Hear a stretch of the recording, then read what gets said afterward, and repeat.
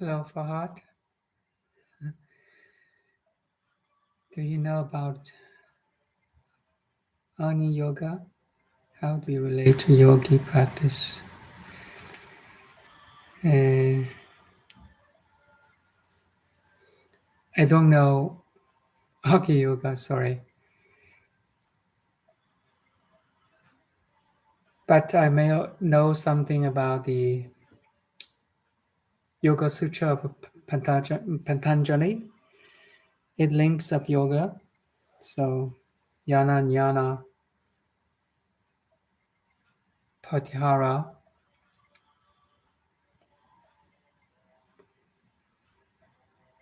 and the dharana, dhyana, samadhi. I missed one maybe.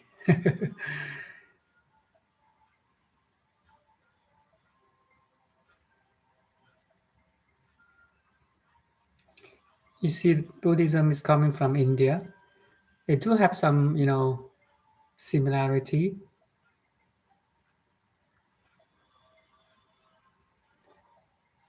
I, I, I didn't have any training of yogic practice,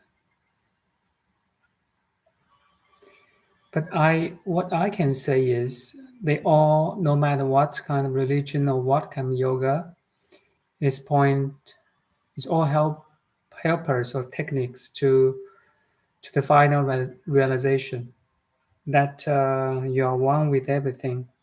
Yoga means the union, right? Union of the body, mind, and spirit.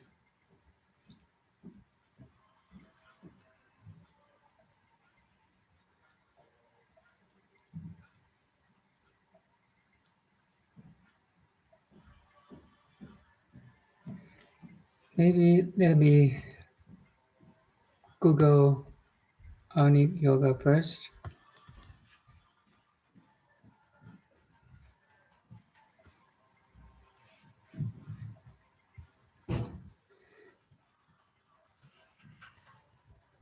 And maybe I can help you from there. Okay, I can paste this. It's from Wikipedia, general information, right? But I think we can start from this general information of Wikipedia.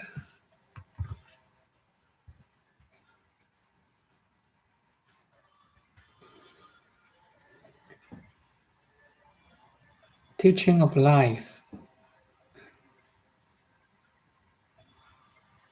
The term Agni Yoga means mergence with divine fire or path to mergence with divine fire. This term has introduced by Roerich.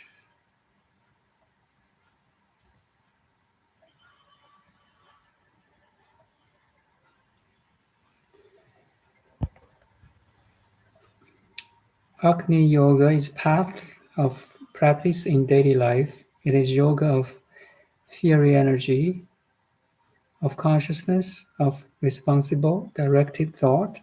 It teaches that evolution of the planetary consciousness is a pressing necessity and that through individual striving, it is an attainable aspiration for mankind.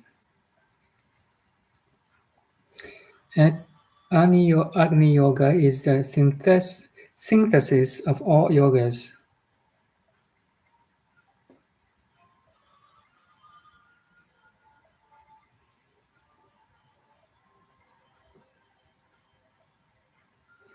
The most significant features of Agni Yoga is the cosmism and the universalism. They are expressed in the interpretation of any phenomena of human experiences from the point of view of their cosmic significance and interrelations with the being of the universe. Yeah, so if I read this part, cosmism and universalism is quite like Tao, like Zen. You see, even underneath the different terminology, like Agni Yoga, this here, as you mentioned, is quite like the cosmic intelligence expressed in individual body and mind. So you're totally in sync or in harmony with the cosmic nature, with the cosmic intelligence or the totality. Again, if I use the Rumi's quote, "You're not a drop in the ocean, your entire ocean in one drop." You see, different lineage, different religion, even they pointing out, they are all pointing to the ultimate realization.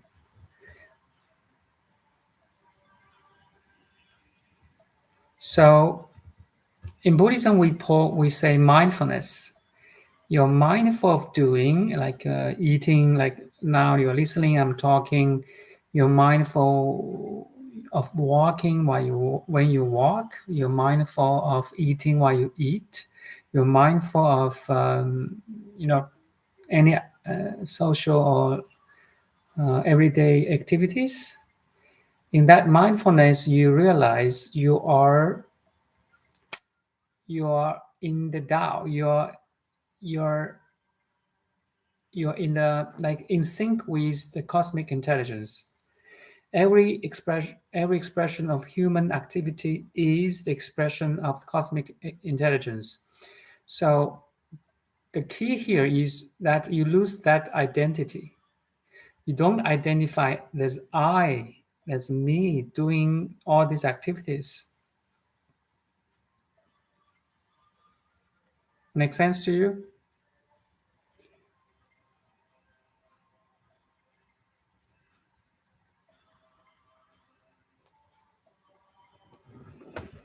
In Buddhism, we call this non-self, no self.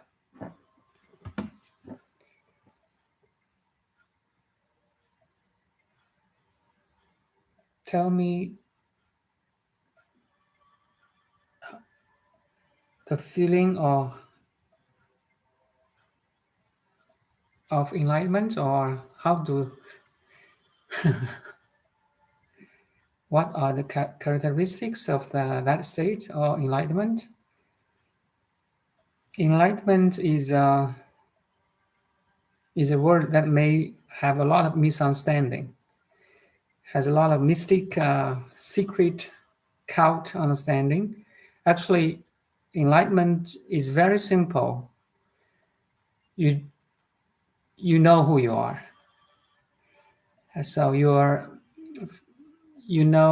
not only the body, the little me, the mind.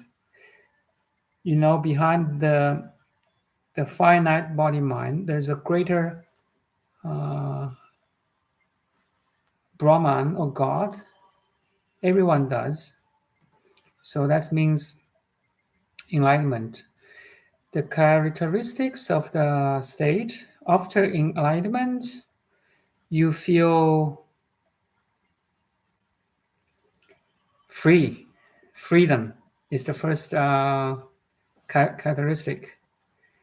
Then could be clarity. You see things, you see life, you see all the relationships of family, of society, of your study, your job, any relationships with much clarity.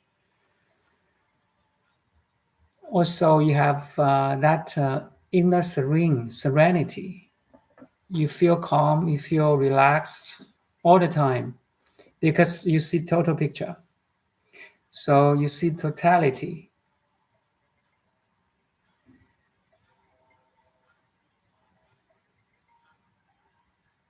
The whole world is like your playground. Kids love to play toys, right? For example, I don't know how old are you. I do have 3 kids. So when they were young, like 2 or 3, or 1 or 2, if you put them in a playground or like with toys or just a outside playground, they will play with joy, with ease, with relaxation. So in this metaphor, the whole world becomes your playground. You have that innocence to play. You regain your innocence to play like a child. has that innocence to play, to be curious about everything. They want to learn. They want to engage in the activities. Something like that.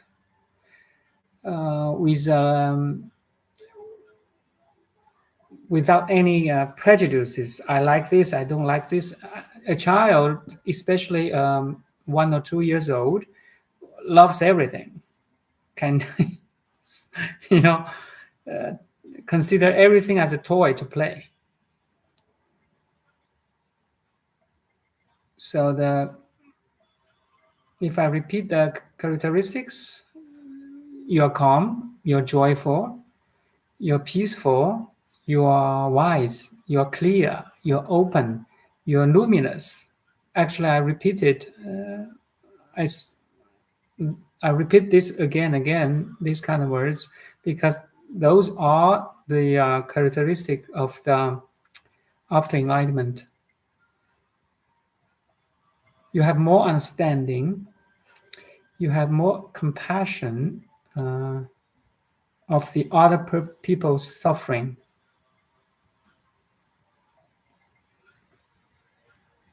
And your love and help will start automatically, simultaneously.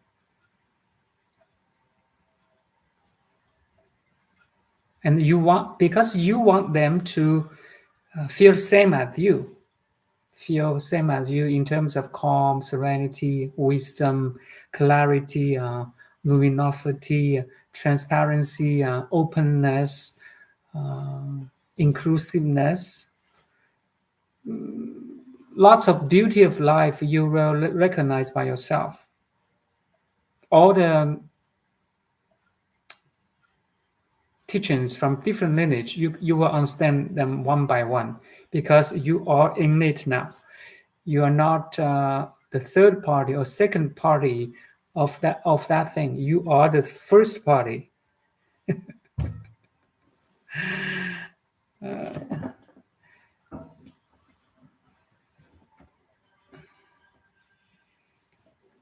So if I back to you mentioned Agni Yoga, right? Hopefully my pronunciation is correct. Agni or Ani, I'm not sure. Is a Russian? It's from Russian, right? Living ethics, teaching of life. So my understanding of life has 2 meanings here. First, your life. Your life itself, and you experience different life conditions, situations. So your life, or in the consciousness term, you are awareness, you are consciousness, pure consciousness, and related equals to life. Then your experience life conditions, like what you're doing, what your relation, your family, your education, your emotion, your mind, your memory, your past, everything about you. But everything about you is not you. So that's the second meaning of life, or life situations, life conditions. The teaching of life means you are life itself, and you are learning from the life experiences or life conditions. You learning the knowledge, wisdom, compassion, love from the contents of the awareness. You are awareness. Now you're studying the contents of awareness, which is infinite numbers of contents. So you are a total balance between the awareness and the contents awareness, or between the life and the life conditions. It's one thing, it's not two things. So you see oneness or non-duality applied here. There's no subject, there's no object. Subject and object is one. There's no observer. There's no observed. Observer and observed is one. There's no God. There's no human. God, human is one. So you have that understanding, and every activity of your life becomes beautiful, becomes harmonious, becomes yoga. You see, the yoga is the union of body, mind, and spirit, is a union between all the actions and interactions. Make sense to you?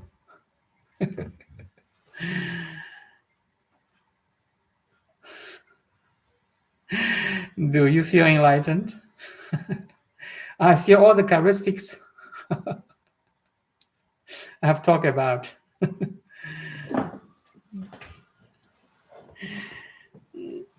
It's better not say I'm enlightened, you see? It's kind of bragging. As long you're total free. And Buddha said there's no enlightenment to gain. That's the ultimate statement. There's no suffering. There's no enlightenment. Okay? Ultimately,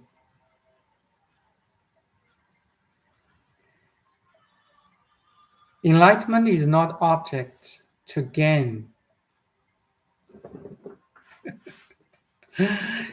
You are enlightened already.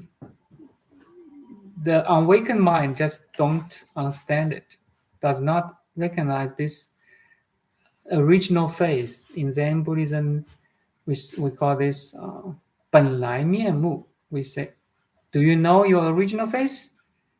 That's all. If you know, then your life opens for you.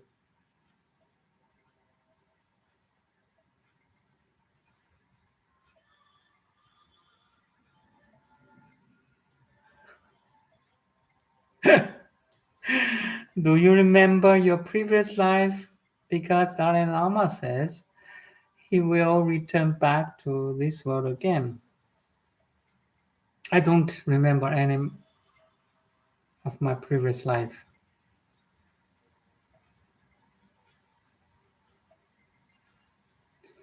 But I can see the imprints of previous life or previous moment.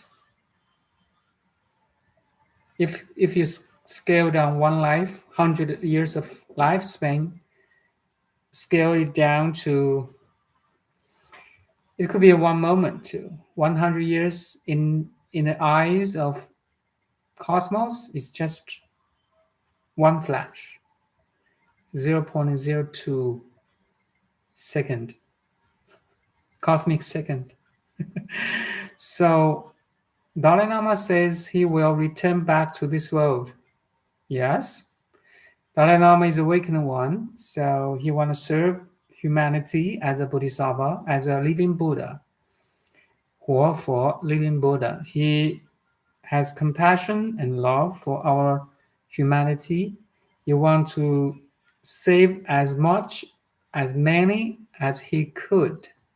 That's why he vowed to come back again, to help you, to help me, to help everyone that is in suffering, that is not awakened yet. It's a bodhisattva vow. It's a bodhicitta, to benefit all sentient beings as much or as many as he could. Bodhicitta. Bodhicitta, we call it that. I'm studying this word right now. I was so amazed by Buddha's teaching because it's really complete and perfect teaching. So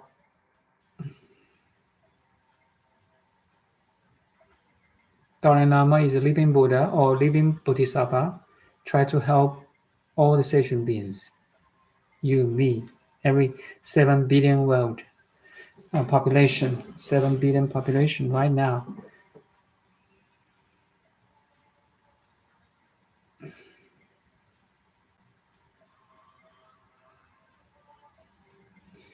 You see, after enlightenment, there's a lot of things to do. You still, I want to share this. The initiation of enlightenment or satori is just a beginning of purification or perfections.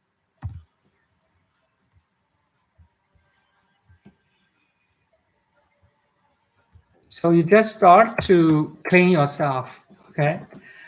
You start to know that you're already pure, but it's not that easy. To be completely pure or fully enlightened is not easy. It takes a time. So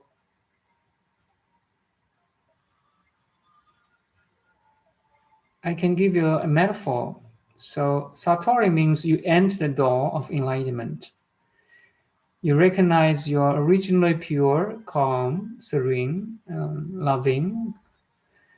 But after that realization, you still have a lot of things to do to purify yourself. In Buddhism, we call these 6 perfections or paramitas. Yeah. But once you enter the door of enlightenment, you are safe. You won't go back to, go back or step down again as a worldly person, a worldly mind.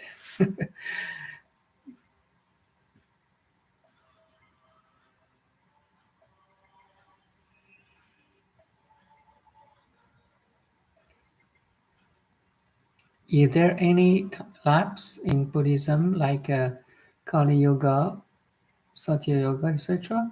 I don't think so. 2,500 years ago, since Shakyamuni passed away, I mean Nirvana, his teaching, his knowledge is spread to the all Indian continent, to the Southeast Asia, like Japan, like China, like Korea, Myanmar, all kinds of countries, Thailand, now spread to North America, right? There's no lapse.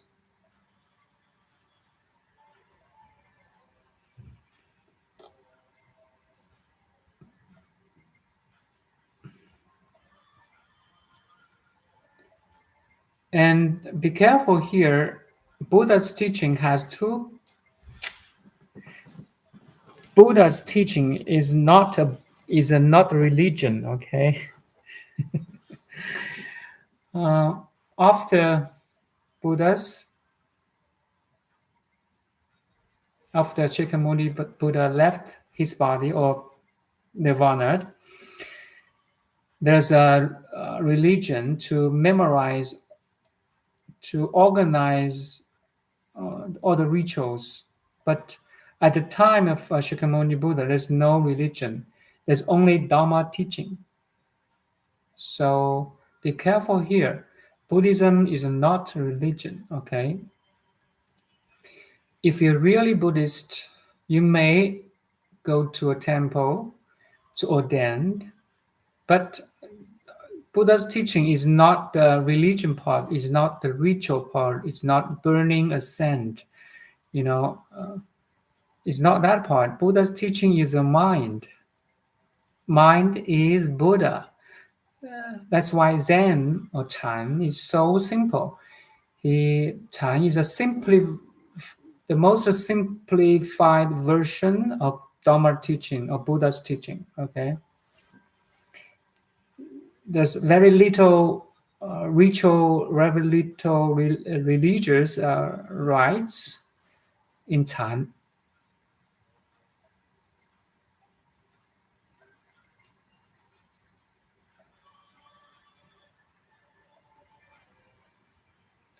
For most people, Their impression of Buddhism is that a monk with a robe, with a bow, they chant, like they use the bow like this bow. They recite all the mantras. They burn the incense. They prostrate to the image of Buddha. They always have that impression. That's a religion part. Religious part helps people to learn the Buddha's teaching, which is included in all the sutras, like a Heart Sutra, Diamond Sutra, Flower Garland Sutra, Platform Sutra, Amitabha Sutra. So many sutras. In the sutras contains Buddha's wisdom.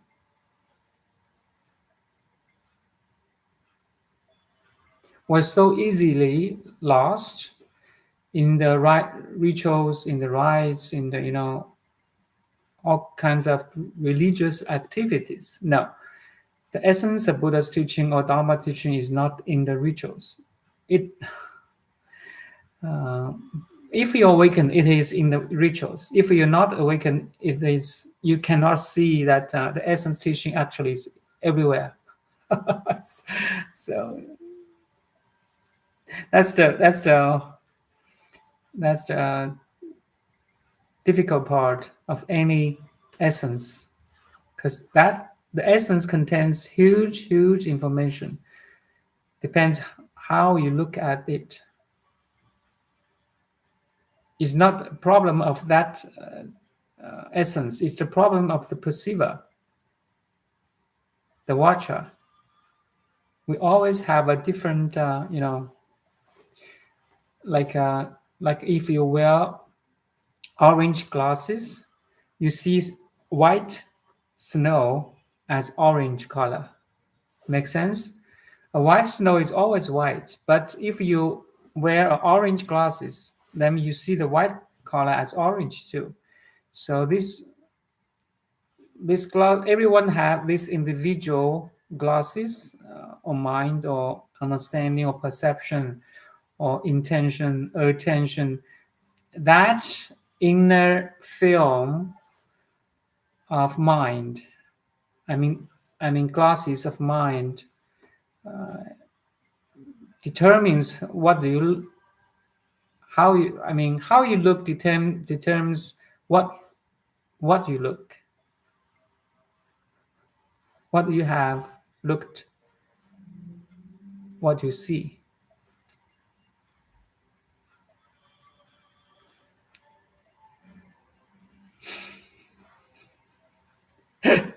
It's not easy, trust me. In the past 10 years, I keep reading, practicing, sharing, teaching, practicing, reading. Now I have a total picture. Still try to enrich my parameters or make my perfection, my 6 perfections. It's a long way to go. Again, I have said that once you enter the door of enlightenment, you are safe. But after you enter the door of enlightenment, there's so many things to study. There's only a bottom line, there's no top line.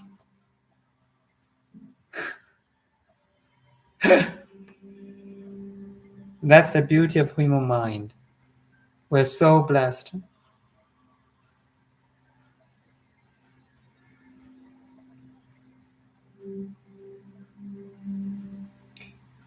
My mission here is to help you to enter the door of enlightenment or realization of oneness or non-duality.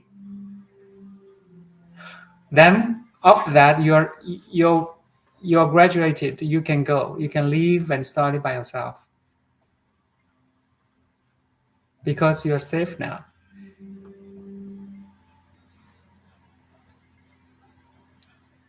You enter a safe zone.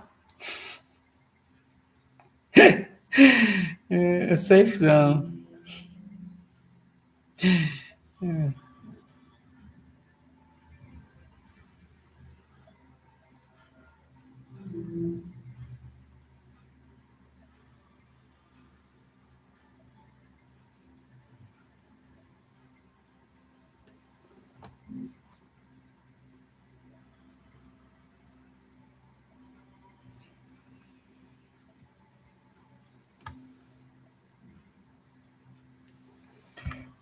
I paste you this gradual cultivation and sudden enlightenment. You can take time to read. It's a very good article. It's awakened being who wrote this. It's very detailed.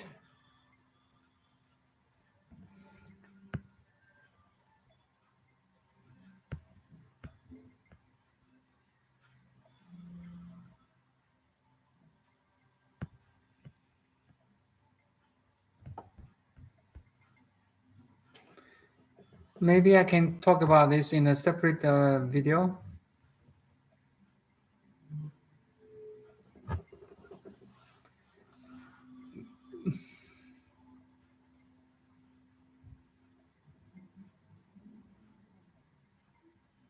Or you can ask any question if you're reading it right now.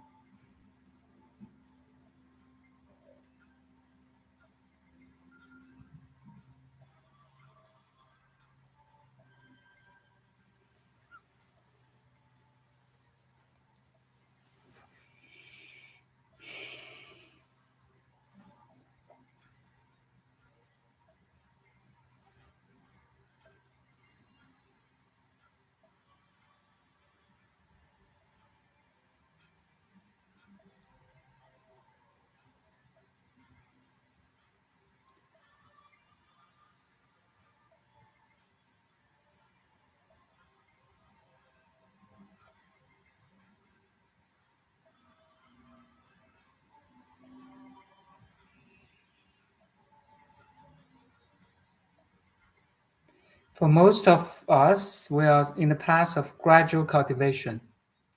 If you look at this article, you see the gradual cultivation and sudden enlightenment. In Chinese, we say 渐修与顿悟. Most of us, like 99% of world people, are in the gradual cultivation. Okay, different paths to Buddhahood. What does gradual cultivation mean? It means starting the Buddhist practice, or let's say even not Buddhist, awakening practice as mere mortal, gradual going through the various stages of attainment and eventually becoming a Buddha or fully enlightened being.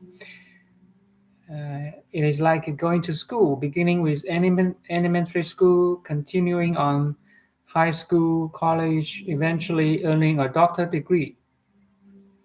Climbing step by step, we ultimately complete all virtues and attain Buddhahood or fully enlightened. This process is called gradual cultivation. 99.99 of worldly population who are in the path of awakening are on this path. The gradual cultivation, like you meditate every day, you read a spiritual book every day, or you pray every day, you prostrate to your master every day, you develop your faith of God every day. All these are the gradual practices or cultivations. You become a better person. You try to help people. You are consistent of all the activities of good activities like helping, donating, volunteering. You studying more spiritual books. Go to the mountains to have a retreat, to follow a master, to read the spiritual book or any sutra book. That makes you feel so good because now you have a mental food. That's what I have done in the past 10 years. I've done this, that to cultivate. And after years of this accumulation or cultivation, one day you may, wow, actually, you kind of renaissance with the teachings or sutras or your activities more and more. That's the gradual cultivation. What is sudden enlightenment? To become enlightened means to awaken to the present mind. You're always in the now. This very awareness or sessions is the body mind. The body mind, 我们叫菩提心, and that is originally pure. When enlightened, this mind is the Buddha. The mind is Buddha. I talked about this yesterday, actually. This mind is the way. The ordinary mind is the way. 平常心是道. Once enlightened, we still need to maintain the Buddhi mind. 我们叫保任. You have to maintain this because your habitual thoughts, memory, patterns of thinking will kind of disturb you, kind of like thief. Okay, it's not one thief; it's couple of gangsters try to steal away your awakened mind, try to disturb you, distract you. They will do all kinds of tricks. That's why we say we should maintain the Buddha mind. To maintain this enlightened state, I mean, calm, peaceful, joy, loving, helping, luminous, connective, always in the present moment, all these characteristics or attributes. So understanding everything we do until we achieve perfection. In day and night, stillness or activity, the mind frees itself from clinging and delusion. Very good sentences here. Sentences here. A very lucid, mindful, and in command. You are in charge. Maintaining this body mind, awakened mind until perfection. 6 parameters. Until Buddhahood is attained, you are in the way effortlessly. Like Lao Tzu, like the author of Tao Te Ching, is the practice of sudden enlightenment.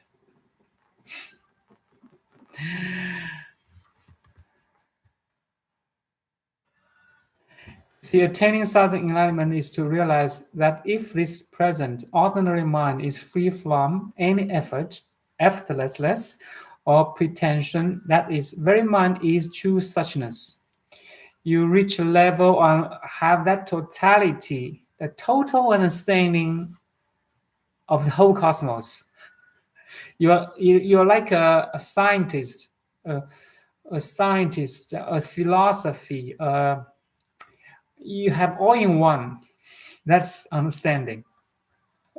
That's called true suchness. It is the profound body mind of Tathagata. And it has Buddha's wisdom. When we awaken to the body mind, we realize that everyone possesses the Buddha nature. Yeah, you have this Buddha nature, I have this Buddha nature, everyone does. In Christianity, we say you have the God light, I have the God light. God light is within every one of us. That everyone can become a Bodhisattva or a child of God. We also realized how precious and real we are. You're so alive. You're so real. And you are so precious. How all beings in this world are endowed with infinite hope and infinite life. It's so good. If you reach a level of infinity, immortality. So infinity more like in terms of space, immortality more like in terms of time. So you transcend space and time. That's why enlightenment is so attractive, because everyone wants to be infinite, health, wealth, right? Immortal.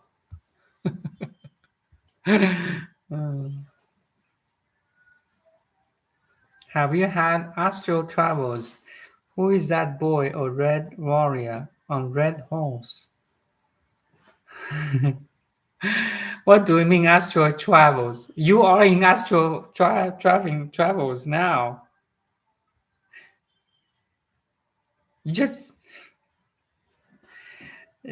We are travel on this cosmic space right now.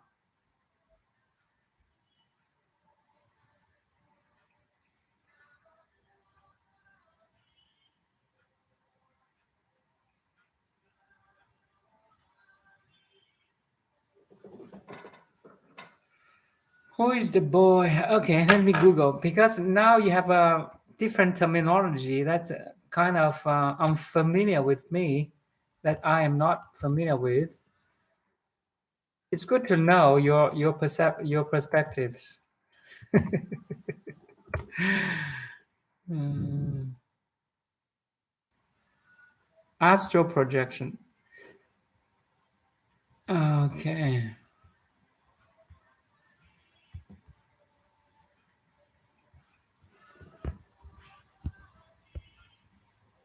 Okay, astral travel is term used in esotericism to describe an intentional out-of-body experience that assumes the existence of subtle body, known as the astral void or body of light, through which consciousness can function separately from the physical body and travel throughout astral plane.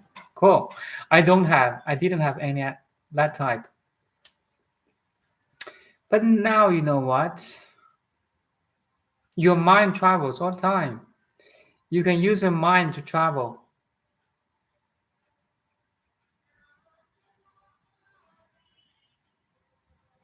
Is is non-local. For example, visualize any sage or person or any image you like, you're in love with. Visualize that person or even God or any place you want to go. Instantly, it is in your mind. Now you do the mental travel. That's kind of travel too, and is at least is one aspect of the astral travel. Do you agree with me?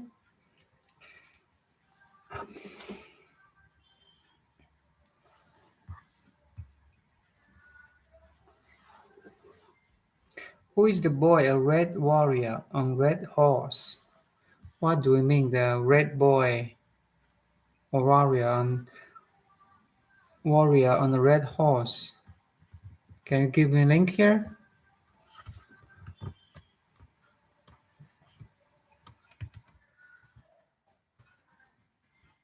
Hmm.